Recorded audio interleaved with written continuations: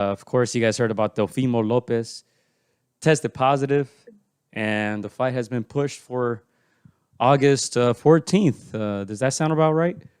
Yeah. Yeah, sounds about right. Man. August 14th. How disappointed were you guys? Are you guys kind of surprised?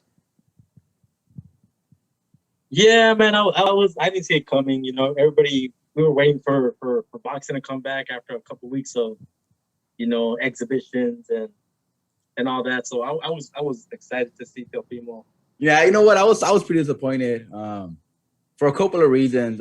Main one is, I mean, and I'm not one to bash an activity like in the middle of a pandemic. It's been a year and a half.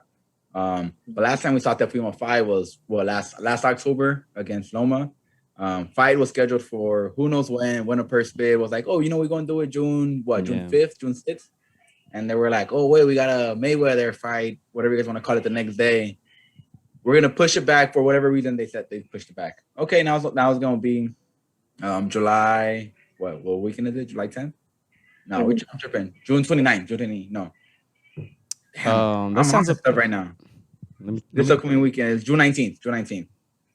And then now they're pushing it back to August. So it's just a lot of back and forth. It's like I feel like a boxer at a young age, a champ, an undisputed champ at that, should be fighting more than once a year, twice a year.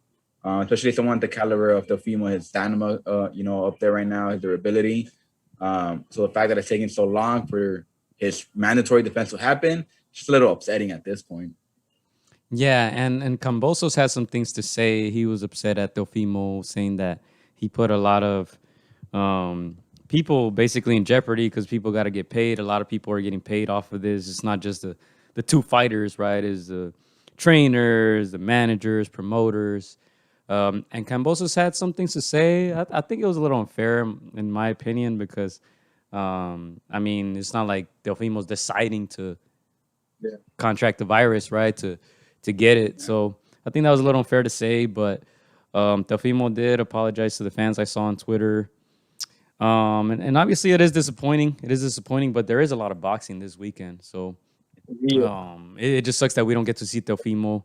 But do you guys think Kambosos is a real threat for this undisputed champion, as most people recognize him as? Some people are still arguing about that. But one comment I did have about Teofimo before we keep jumping back and forth is I know he's younger than other fighters that have caught COVID.